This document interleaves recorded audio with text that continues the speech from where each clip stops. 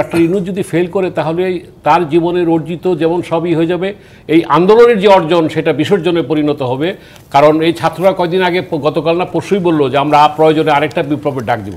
সকল রাজনৈতিক দল ছাত্র জনতার সমর্থনে যে সরকারটা গঠিত হয়েছে তাকে এত অল্প সময়ের মধ্যেই নির্বাচনের জন্য এখনই রূপরেখা দিতে হবে, এখনই নির্বাচন দিতে হবে, এখনই এগুলো করতে হবে, এই চাপটা দেওয়া কি খুব দ্রুত গতিতে হয়ে যাচ্ছে বলে আপনার মনে হয় কিনা? ধন্যবাদ মুনিয়াপা আপনাকে, প্রিয় সঞ্চালক হিসাবে, এবং আমার দুই সম্মানিত সহকর্মী অগণিত দর্শক শ্রোতাকে প্রীতি এবং শুভেচ্ছা, সালাম, আসসালামু আলাইকুম। আপনার কথায় যেটা বলতে হয় যে দেখেন, যে 5ই অগাস্ট বিপ্লব বলি, গণ অভ্যুত্থান বলি, যে জন আকাঙ্ক্ষা নিয়ে এদেশের মানুষ রাস্তায় নেমে এসেছিল, সেই আকাঙ্ক্ষা তো পূরণ করতেই হবে। জেনজির যে দৃষ্টিভঙ্গি, স্বপ্ন, সেটা তো নিশ্চয়ই সব দল ধারণ করবে, এটাই স্বাভাবিক। কথা হচ্ছে যে আজকে এই কথাটা কেন আসছে। দেখেন, আজকে 100 দিন হতে চলল।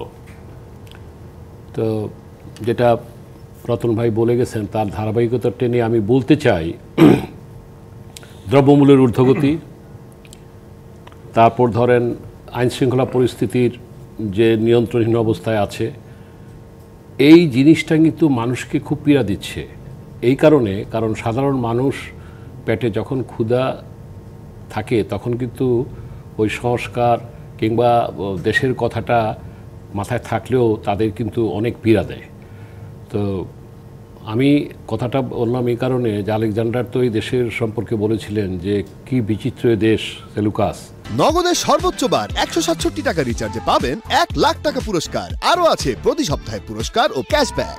জোয়ার ভাটার দেশ, যে জনগণ রাস্তায় নেমে এসেছিল, সেই জনগণ যে চোখ ফিরিয়ে নেবে না যদি না তারা সময় মতো সিদ্ধান্ত নেয়। কারণ সিদ্ধান্ত গ্রহণটা হলো সময়ের সাথে তাল মিলিয়ে। এখন প্রশ্ন হলো, আপনি যেটা বললেন যে খুব তাড়াতাড়ি হয়ে গেছে কিনা, এটা তো বিএনপি বড় দল এবং তার সাথে অন্যান্য দল, এমনকি আমাদেরকে যারা স্বৈরাচারের সহযোগী বলে এমনকি এমন কোনো দল নাই যে তা এই সরকারকে সমর্থন করে না। কারণ এই সরকারকে ব্যর্থ হতে দেওয়া যাবে না।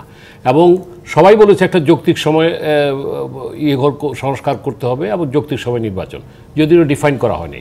চাপের কথাটা যেটা বললেন আজকে উনি বললেন যে অন্তর্বর্তী সরকার বেশি দিন ক্ষমতায় থাকাও ঠিক হবে না, যে কথাটা বললেন উনি সুন্দর বলেছেন।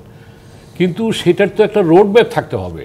কারণ এই আপনাদের অনুষ্ঠানে আমি আমাদের অবস্থান থেকে বলেছি, আমার মতো অনেকেই বলেছে যে আগামী ডিসেম্বরের মধ্যে নির্বাচন হয়ে যেতে পারে, সেটা আরও 2 মাস প্লাস মাইনাস হতে পারে সবগুলি দলের সাথে বসে করে। কিন্তু সেটা বলতে হবে, কারণ একটা নির্বাচনকে করার জন্য বিভিন্ন রিফর্ম দরকার, ভোটার তালিকা করা দরকার, নির্বাচন কমিশন গঠন করা দরকার, পাশাপাশি অন্যান্য যে আশুমিয়াদি যে সংস্কার সেগুলি করা দরকার। এখন আপনারা যে ঢিলে তালে চলছে গভর্নেন্সের প্রশ্নে, শাসনের প্রশ্নে, সুশাসনের প্রশ্নে আজকে প্রশ্নবিদ্ধ হচ্ছে সরকার।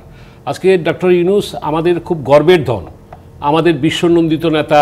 উনি 3-0 কি দারিদ্র বিমোচন, বেকারত্ব 0, দারিদ্র 0 এবং কার্বন নিঃসরণ 0, এটা কিন্তু নন্দিত একটা জিনিস। এবং কিন্তু এইটা ভালো, কিন্তু এটা থিওরি উনি দিয়েছেন, কিন্তু বাংলাদেশের শাসনের প্রশ্নে কিংবা প্রশ্নে আজকে যদি প্রশ্নবিদ্ধ হয়ে যান এবং ডক্টর ইউনূস যদি ফেল করে তাহলে তার জীবনের অর্জিত যেমন সবই হয়ে যাবে, এই আন্দোলনের যে অর্জন সেটা বিসর্জনে পরিণত হবে।